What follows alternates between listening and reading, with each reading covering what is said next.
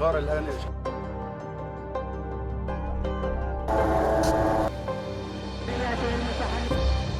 Israel अपने अस्तित्व की जंग लड़ रहा है, वहीं मिडिल ईस्ट में उसके चारों तरफ एक ऐसा आग का चक्र तैयार हो गया है जिस पर कदम रखते ही इजरायली सेना के ऊपर बम और गोले बरस रहे हैं। हिजबुल्लाह के घातक हमलों से इजराइल को काफी नुकसान पहुंच रहा है। इजरायली सेना के लिए ये जंग अब सिर्फ हमास के साथ सीमित नहीं रह गई है। इस जंग में अब आईडीएफ को हमास के साथ साथ उसके प्रतिरोधी गुटों का भी सामना करना पड़ रहा है। हिजबुल्लाह हर घंटे और हर दिन अपने हमलों में इजाफा कर रहा है। पेजर और वॉकी टॉकी ब्लास्ट के बाद से हिजबुल्लाह बदला लेने के लिए बेचैन है। बदले की आग में हिजबुल्लाह ने इजराइल पर 300 से ज्यादा रॉकेट दागकर अब तक का सबसे बड़ा हमला किया।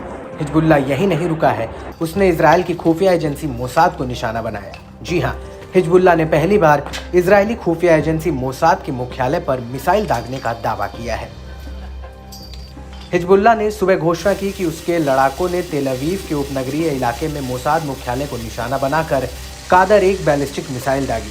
समूह के बयान के मुताबिक मोसाद उनके नेताओं की हत्या और पेजर तथा वॉकी टॉकी विस्फोटकों के लिए जिम्मेदार है, जिसमें दर्जनों लोग मारे गए और लेबनान में हजारों लोग घायल हो गए। इसके साथ ही हिजबुल्लाह ने कहा कि यह हमले का गाजा पट्टी में दृढ़ फिलिस्तीनी लोगों और उनके बहादुर और सम्मानजनक प्रतिरोध के समर्थन में है, लेबनान और उसके लोगों की रक्षा के लिए है। दरअसल हिजबुल्लाह इस वजह से भी भड़का हुआ है क्योंकि इजराइल की तरफ से बेरूत में किए गए हवाई हमलों में उसके एक वरिष्ठ कमांडर की मौत हो गई है। इजराइल और हमास के बीच जारी जंग में ऐसा पहली बार है जब हिजबुल्लाह ने तेल अवीव पर रॉकेट से हमला किया है।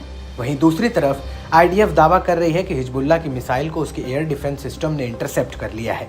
आईडीएफ ने कहा कि रॉकेट हमलों को एयर डिफेंस सिस्टम ने नाकाम कर दिया, जिसके बाद तेल अवीव में चेतावनी वाले सायरन बजने लगी।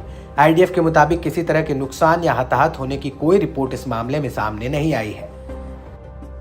वहीं इजराइल भी लगातार हिजबुल्लाह के ठिकानों पर हमले कर रहा है। इजराइल ने लेबनान के कई इलाकों में एक साथ हमला किया। आईडीएफ ने कहा कि उसके फाइटर जेट्स ने रात में लेबनान के कई इलाकों में एयर स्ट्राइक कर हिजबुल्लाह के कई लॉन्चिंग पैड को नष्ट किए हैं। इस सब के बीच इजराइल के पीएम बेंजामिन नेतन्याहू ने लेबनान के नागरिकों को एक संदेश दिया है कि इजराइल की जंग लोगों से नहीं बल्कि हिजबुल्लाह से है। हिजबुल्लाह लेबनान के लोगों को ढाल बना रहा है और हिजबुल्लाह ने हमारे घरों पर रॉकेट दागे, हमारे लोगों को बचाने के लिए हमले किए। यहाँ देखने वाली बात यह है कि हिजबुल्लाह कमांडर फौज शुक्र की मौत के बाद से हिजबुल्लाह अपने हमलों में तेजी लाया है, लेकिन इजराइल को यहाँ किसी भी मामले में कम नहीं कहा जा सकता, क्योंकि आईडीएफ जिस तरह हिजबुल्लाह के हमलों को झेल रही है उसके जवाब में वो भी उतनी ही तेजी से और भयानक तरीके से हमला कर रही है। 24 सितंबर को भी इजराइल ने लेबनान पर ताबड़तोड़ हमले किए और इन हमलों में 6 लोगों के मारे जाने की बात सामने आई। यह हमला बेरूत के दक्षिणी उपनगरों में हुआ, जहां हिजबुल्लाह का प्रभाव अधिक है। इस बीच लेबनान की राजधानी बेरूत में हिजबुल्लाह के एक और वरिष्ठ कमांडर इब्राहिम कुबैसी की मौत का मामला भी सामने आया।